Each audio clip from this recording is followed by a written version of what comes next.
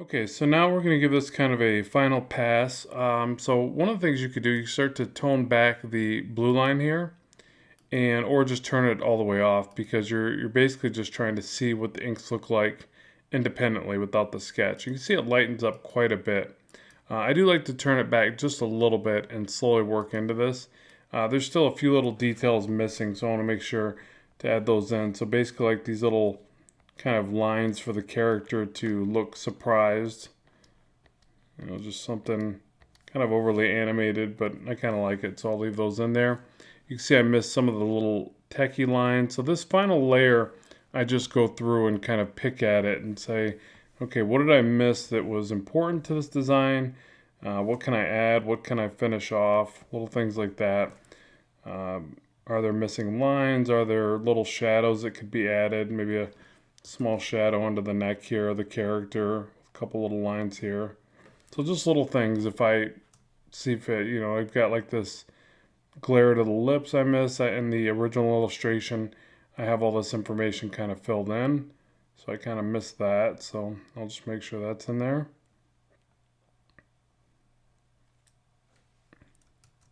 Some of it, you're constantly kind of nudging things around and saying, well, does that even work? Does that even look correct? Maybe it does, maybe it doesn't. So I'm going to kind of go back a couple steps here to about right there.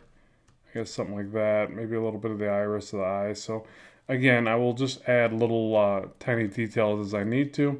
Some of this control panel stuff looks just a bit too basic, so I could throw in some rendering to kind of cover that up a little bit. Still easy enough to kind of use what's here. And you can also use a lot of like little line breaks for details like this. So for instance, I might want to make it look like there's some more detail here, but instead of filling in every single line and going for clarity, I can just kind of texturize these areas a little bit.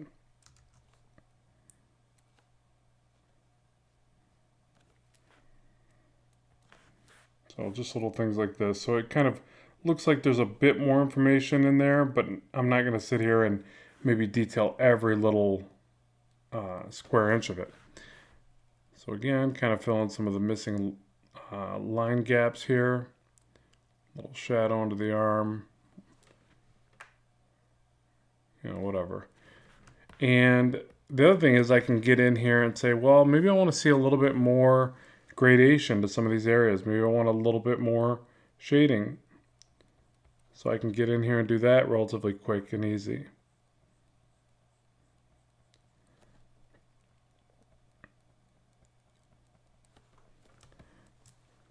They don't all have to be the same direction of shading either. I can mix that up a little bit.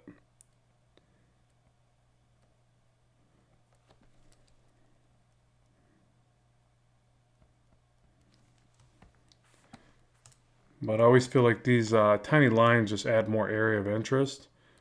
I can put in some dividing lines for the corners here. I think that looks a little bit better than just the smooth corner. Like that. So you see all the major lifting is in place, and now it's just kind of pulling it all together. A little bit of shading to this top ledge.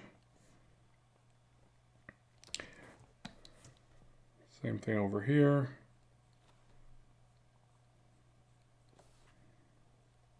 So all I'm doing is adding these very faint lines, trying to make them very light by comparison.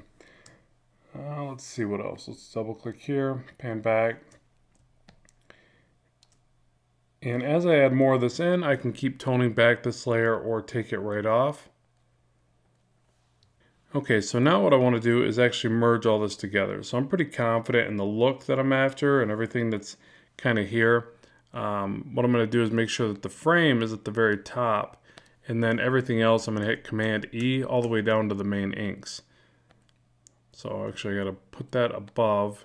Just keep in mind, as long as you merge everything down into the named layer, it'll retain the name. So just a nice thing to keep mind of, so you don't have to keep renaming that layer. So something else I feel like it's missing is some of the shading on the character. So The other thing to think about is once you get to this level, and I did have some cross hatching in this these light areas. So this is something I would probably generate more, with a pattern, and then just kind of merge it into this area and erase it back. But I'm just going to go ahead and draw it in just to show that there's pretty easy way to do it. I can put like a glare line right through the middle like this. Kind of looks like a little bit more like lights when you do something like that. But keep in mind you can save yourself some time by just simply dragging it over, flipping it, and then putting it in the other area, scaling it, and erasing back. So, obviously with digital, there's lots of ways to alleviate the process and save yourself a tremendous amount of time. Then hit Command E. Same thing, I'll repeat that process. I'll Command E, merge it into the main layers, make another copy. I'm going to make sure to make these ones more condensed since they're further away in perspective. Just kind of crisscrossing these. And actually I'm going to go back to that cap because I am going to reuse this. So you do want this to kind of resemble, you don't want any lines that stand out too much independently. In fact, it probably makes more sense to flip this first. So you notice that I added the glare before flipping it.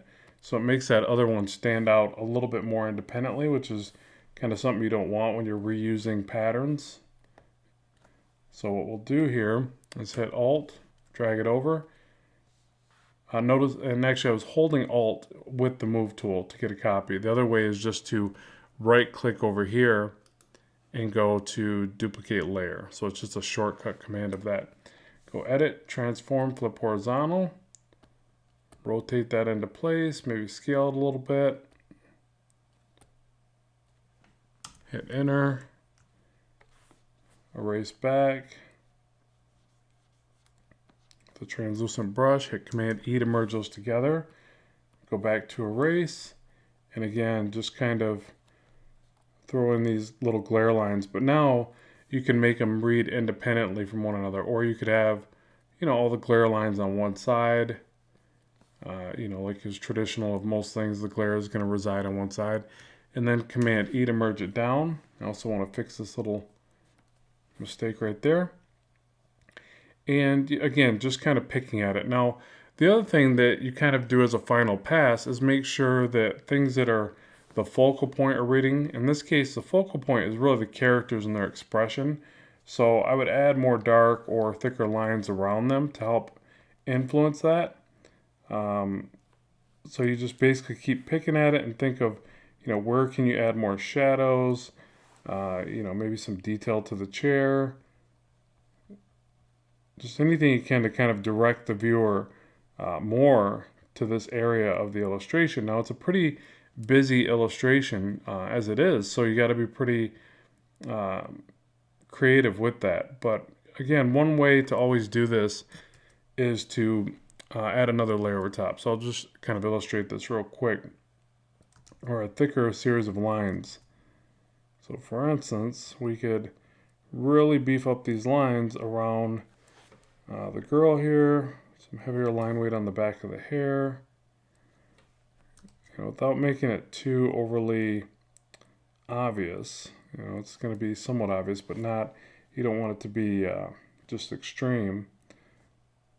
But I don't know, line weight is pretty heavily used in a lot of art styles, and it can be, I've seen some pretty heavy line weight on some, really amazing art. It just depends on how you use it.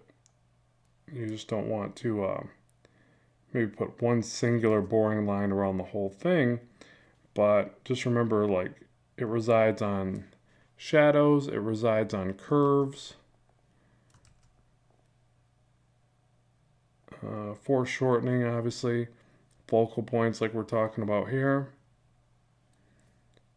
But see how we can try to separate her from the background. So for instance, if the line from the top of her hair is equal to the guy's shirt here, then obviously that's going to blend. But as soon as we start to give her thicker lines, she now propels off the background a little bit more.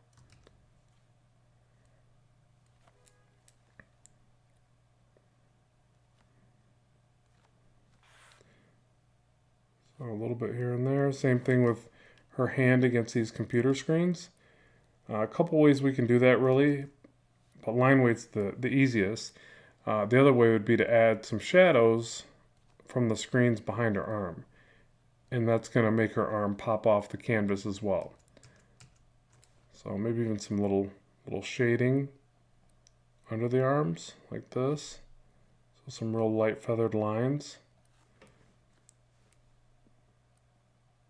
Kind of connects her to the it connects her to the background, but it also shows that she's away from the background a little bit by the way that we implement that shading. But now if we pan back and we toggle that on and off, hopefully you can see how it slowly separates her from that background. And I think it's a good addition. So I'll hit Command E there. And you really just want to kind of keep repeating that process and slowly adding to it. So you're going to add more shading in areas that you feel like they look a little bit flat.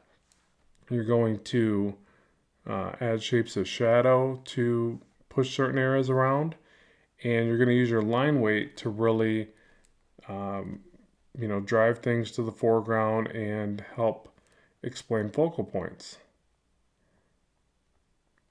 So a little shading under the character there. I still feel like he could use a little bit of line weight around him as well. So I just want to separate him away from that background a little bit more. And you see it generally will make sense on the lower side of his arm here, but it's just not an always type thing. You can start very heavily up here by the sleeve and have it taper down into the wrist. I think that helps match the anatomy a little bit more.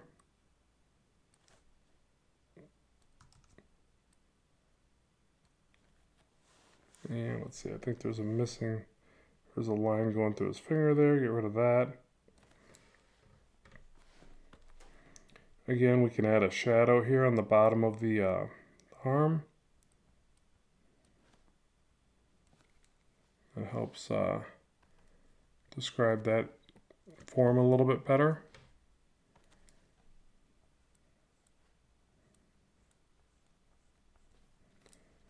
And I think the seat would read a little bit better if we thicken up the line back here.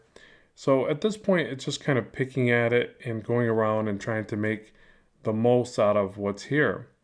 But I think it's really a matter of utilizing everything we've talked about in these lessons and then varying it up. So really practice lots of different types of lines.